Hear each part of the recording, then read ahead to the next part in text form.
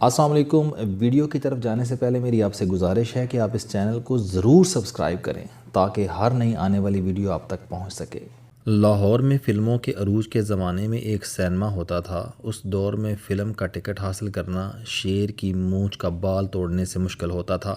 Cinema کے سامنے چھوٹی سی کھڑکی ہوتی تھی جس کے سامنے سینکڑوں لوگ قمیضیں اتار کر ایک دوسرے سے بھڑ رہے ہوتے تھے، اور جس کا ہاتھ کھڑکی کے اندر پہنچ جاتا تھا وہ مٹھی کھول دیتا تھا۔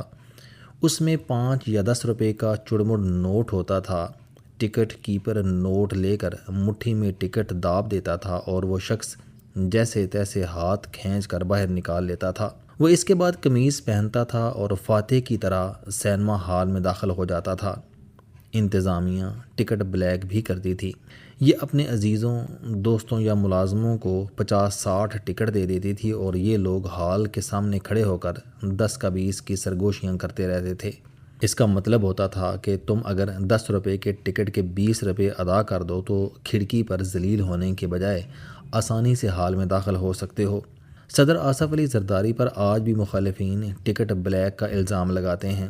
یہ الزام غلط ہے، تاہم یہ درست ہے کہ آصف علی زرداری کے والد حاکم علی زرداری کراچی میں بمبینو سینما کے مالک تھے، اور یہ اس زمانے میں ایشیا کا سب سے بڑا اور جدید سینما ہوتا تھا۔ آصف علی زرداری حاکم علی زرداری کے اکلوتے صاحبزادے تھے، لہٰذا اتنے امیر شخص اور ایشیا کے سب سے بڑے سینما کے مالک کو ٹکٹ بلیک کرنے کی کیا ضرورت تھی؟ یہ الزام بھی دیگر الزامات کی طرح بے بنیاد اور لغو ہے۔ آصف علی زرداری کو بچپن میں اداکاری کا شوق تھا اور انہوں نے 1969 عیسوی میں سالگرہ نام کی فلم میں چائلڈ سٹار کی حیثیت سے کام بھی کیا تھا۔ فلم کا وہ کلپ آج بھی موجود ہے۔ میں موضوع کی طرف واپس آتا ہوں۔ لاہور کے اس سینما کے سامنے شائقین کا بے انتہا رش ہوتا تھا۔ ایک بار مقامی اخبار کا کوئی رپورٹر اپنے دوست کو فلم دکھانے لے گیا۔ وہ جیسے تیسے کھڑکی تک پہنچا۔ اس زمانے میں صحافیوں کو اخبار کا کارڈ دکھا کر ٹکٹ میں رعایت ملتی تھی۔ صحافی نے اپنا کارڈ دکھایا لیکن ٹکٹ کیپر نے اسے لفٹ نہیں کرائی۔ صحافی کی اس سے تو میں ہو گئی، یہاں تک کہ صحافی کو غصہ آ گیا۔ وہ کھڑکی سے پیچھے ہٹا اور زور زور سے چیخنے لگا، تم نے قائد اعظم کو گالی کیوں دی؟ لوگ ٹکٹ نہ ملنے کی وجہ سے پہلے ہی ناراض تھے۔ انہوں نے قائد اعظم کا نام سنا تو فوراً اس کے گرد اکٹھے ہو گئے اور اس سے گستاخی کے بارے میں پوچھنے لگے۔ صحافی نے چلاتے ہوئے کہا کہ اس نے میرا نوٹ نیچے پھینک کر کہا، اٹھاؤ اپنے قائد اعظم کو اور دفع ہو جاؤ۔ میں قائد اعظم کی یہ بے عزتی برداشت نہیں کر سکتا۔ لوگ اس کی حمایت میں کھڑے ہو گئے اور سینما کی انتظامیہ کے خلاف نعرے بازی شروع کر دی۔ انتظامیہ کے گنڈوں نے انہیں دبانے اور دھمکانے کی کوشش کی، جس سے معاملہ مزید بگڑ گیا اور لوگوں نے سینما پر حملہ کر دیا۔ ہجوم نے آدھ گھنٹے بعد سینما کو آگ لگا دی اور یوں ایک ٹکٹ اور قائد اعظم کے حوالے نے لاکھوں روپے، جو اس زمانے میں یہ رقم کروڑوں روپے کے برابر ہوتی تھی، کہ سینما کو جلا کر راکھ کر دیا۔ وہ پرانا زمانہ تھا۔ قائد اعظم کا نام اس دور میں مقدس ہوتا تھا۔ لوگ قائد سے اس قدر محبت کرتے تھے کہ کوئی بھی شخص ان کا حوالہ دے کر کسی کو بھی گستاخ اور قابل گردن زنی قرار دے سکتا تھا۔ لیکن پھر وقت بدلا، افغان وار شروع ہوئی اور قائد اعظم اور بانیان پاکستان پیچھے چلے گئے اور مذہب بطور ہتھیار استعمال ہونے لگا۔ قائد اعظم کا پاکستان کس قدر کھلا ڈلا اور برداشت سے لبالب تھا، آپ اس کا اندازہ چند حقائق سے لگا لیجئے۔ آل انڈیا مسلم لیگ سر آغا خان سوم کے مشوروں پر بنائی گئی تھی اور یہ اپنے انتقال 1957 تک اس کے تاحیات صدر رہے تھے۔ ہندوستان کے مسلمانوں کی اکثریت بریلوی سنی تھی، لیکن مسلم لیگ کے 80% لیڈر اہل تشیع تھے۔ قائد اعظم لیاقت علی خان، راجہ صاحب محمود آباد اور سردار عبدالرب نشتر کے عقائد ڈھکے چھپے نہیں ہیں، لیکن کسی بریلوی سنی کو ان کے عقیدے پر کوئی اعتراض نہیں تھا۔ پاکستان کے پہلے وزیر خارجہ سر ظفر اللہ خان تھے۔ وہ ڈکلیئرڈ قادیانی تھے، لیکن پرفارمنس میں آج تک ان کا کوئی مقابلہ نہیں کر سکا۔ مسئلہ کشمیر کا حل صرف فلسطینی ریاست ہے۔ اقوام متحدہ میں یہ آواز سب سے پہلے سر ظفر اللہ خان نے لگائی تھی اور یہ پاکستانی ڈیسک سے آئی تھی۔ عربوں کی آزادی میں بھی ان کا بہت بڑا ہاتھ تھا۔ پاک فوج کے پہلے 2 چیف جنرل فرینک میسوری اور جنرل ڈگلس گریسی انگریز اور کرسچین تھے۔ پاکستان ایئر فورس کے پہلے 4 چیف عیسائی اور گورے تھے۔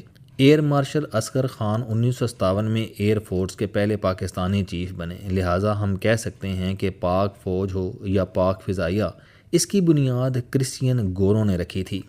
پاکستان کے لیے قانون بنانے کا فریضہ ہندو جوگیندر ناتھ منڈل نے نبھایا تھا۔ یہ پاکستان کے پہلے وزیر قانون تھے۔ پاکستان کے چوتھے چیف جسٹس AR کارنیلیس تھے۔ یہ 1960 سے 1968 تک 8 سال چیف جسٹس رہے۔ یہ فلیٹیز ہوٹل میں رہتے تھے۔ آپ کو پاکستان کے پہلے 3 مسلمان چیف جسٹس کے نام یاد نہیں ہوں گے، لیکن چیف جسٹس کارنیلیس کا نام آج بھی فلیٹیز ہوٹل کے اس کمرے کے دروازے پر لکھا ہے جس میں وہ رہائش پذیر رہے تھے۔ پاکستان میں اسپارکو کی بنیاد پولش پائلٹ JM تورووچ نے رکھی تھی۔ وہ کراچی میں رہا اور wing commander, group captain, air commodore اور assistant chief of air staff کی حیثیت سے پاک فضائیہ میں خدمات سر انجام دیتا رہا۔ اس کا نک نیم ولادی تھا۔ وہ 1980 میں روڈ ایکسیڈنٹ میں فوت ہوا اور کراچی میں مدفون ہوا۔ اس کی بیوی بھی پوری زندگی پاکستان میں رہی۔ اس کے انتقال کے برسوں بعد پولینڈ کی خفیہ سرکاری دستاویزات میں انکشاف ہوا کہ پولش خفیہ ایجنسی نے اسے پاکستان کے خلاف جاسوس بنانے کی کوشش کی، لیکن اس نے نہ صرف انکار کر دیا تھا بلکہ وہ اس آفر کے بعد پولینڈ ہی نہیں گیا تھا۔ آپ ذرا دل پر ہاتھ رکھ کر جواب دیجئے، کیا یہ سب کچھ آج ممکن ہے؟ جی نہیں، یہ صرف قائد اعظم کے اس پاکستان میں ممکن تھا جس میں لوگوں کو مذہب، عقائد اور مسلک کی بنیاد پر نہیں پرکھا جاتا تھا، ان کا خلوص، نیت اور مہارت دیکھی جاتی تھی۔ لہٰذا اگر کوئی اس زمانے میں سینما کے سامنے کھڑے ہو کر قائد اعظم کے نام پر جھوٹ بول دیتا تھا تو وہ لوگ سینما جلا دیتے تھے۔ لیکن پھر پاکستان بدل گیا اور یہاں یونیورسٹی آف نبراسکا کا تیار کردہ دینیاتی نصاب آ گیا، ایک ایسا مذہبی نصاب جس میں ہر دوسرا فرقہ کافر ہے اور مسلمان کے پیچھے نماز پڑھنے کے لیے تیار نہیں، جس میں لوگ نماز کے دوران ہاتھ کہاں باندھتے ہیں جیسے تخلیقی اور آفاتی مسائل پر ایک دوسرے سے دست و گریباں ہیں۔ آپ یونیورسٹی آف نبراسکا کے اسکالرز کا کمال دیکھیے۔ طالبان کے وزیر خارجہ امیر خان متقی 9 اکتوبر کو بھارت جاتے ہیں تو بھارتی حکومت انہیں دارالعلوم دیوبند کا وزٹ کراتی ہے۔ بھارتی حکومت کو کس نے بتایا کہ مسلمان فرقوں میں تقسیم ہیں اور طالبان دیوبندی ہیں؟ یہ سب 1980 کی دہائی اور یونیورسٹی آف نبراسکا کی تعلیمات کا کمال تھا۔ لہٰذا ہم اگر آج پاکستان کی تاریخ کا جائزہ لیں تو یہ 2 حصوں میں تقسیم ملے گی، قائد اعظم کا پاکستان اور جنرل ضیاء الحق کا پاکستان۔ آپ اگر میری تھوڑی سی جسارت برداشت کر لیں تو پاکستان میں اسلامی ریاست کے بھی 2 ورژن ہیں، قائد اعظم کا اسلامک ورژن اور جنرل ضیاء الحق کا اسلامک ورژن۔ قائد اعظم کے ورژن میں خلوص، میرٹ اور سچائی تھی، جبکہ جنرل ضیاء الحق کے ورژن نے ایک ایسا معاشرہ جنم دیا جو منافقت، نعرے بازی اور جھوٹ کے ستونوں پر کھڑا ہے، اور اس پاکستان کے لیے قائد اعظم غیر ضروری اور غیر متعلقہ ہو چکے ہیں۔ یہ مسنگ اور آؤٹ آف سلیبس ہیں۔ اگر میری بات غلط ہے تو آپ پورے ملک میں قائد اعظم کی کوئی ایک عادت یا کوئی ایک روایت دکھا دیجئے جس پر عمل ہو رہا ہو۔ قائد اعظم کے ساتھ ہمارے صرف 2 تعلق رہ گئے ہیں۔ ان کی تصویر سرکاری دفتروں میں دیوار پر لگتی ہے یا پھر یہ نوٹ پر چھاپی جاتی ہے۔ آپ کو اگر قائد اس کے علاوہ کسی جگہ دکھائی دیں تو پلیز مجھے ضرور اطلاع کیجیے گا۔ ہم مانیں یا نہ مانیں، لیکن یہ حقیقت ہے کہ اصل پاکستان افغان وار میں ختم ہو گیا تھا اور اس کی جگہ ایک ایسے پاکستان نے جنم لے لیا تھا جس کی بنیاد یونیورسٹی آف نبراسکا کے ادارے centre for Afghanistan and regional studies نے رکھی تھی۔ نبراسکا کے اس کمال کے نتیجے میں 2025 میں دہشت گردی کے 4373 واقعات پیش آئے، 356 جن میں 1073 لوگ شہید ہوئے، جن میں فوج کے 584 جوان اور افسر، باقی اداروں کے 133 اور سویلین ہیں۔ فوج دہشت گردوں کے خلاف روزانہ 208 آپریشن کرتی ہے۔ سال میں کل 62,113 آپریشن ہوئے، ان میں 1667 دہشت گرد مارے گئے، ان میں 128 افغانی شہری تھے اور یہ تمام حملے افغانستان سے کیے گئے تھے اور ان میں طالبان حکومت براہ راست ملوث تھی، لیکن طالبان اس کے باوجود ہمارے بھائی مجاہد اور اسلام کے سپاہی ہیں۔ پشاور میں 30 جنوری 2023 کو پولیس لین میں مسجد پر حملہ ہوا جس میں 93 پولیس اہلکار اور افسر نماز پڑھتے ہوئے شہید ہو گئے، لیکن مارنے والے مجاہد اور مرنے والے اہلکاروں کو طالبان کیا کہتے ہیں اسے دہرانے کی ضرورت نہیں۔ یہ اسلام کا کون سا ورژن ہے؟ اور اگر یہ درست ہے تو پھر قائد اعظم کا اسلام کیا تھا؟ اور اگر قائد اعظم غلط تھے تو پھر ہم ان کی جگہ ملا عمر یا ملا ہیبت اللہ کی تصویر کیوں نہیں لگا دیتے، تاکہ ہم کم از کم آئیڈیالوجی کے بحران سے تو باہر آ جائیں۔ ہم کتنے باکمال لوگ ہیں کہ ہم لاکھ لاشیں اٹھانے کے بعد بھی آنکھیں کھولنے کے لیے تیار نہیں ہیں۔ واہ کیا بات ہے۔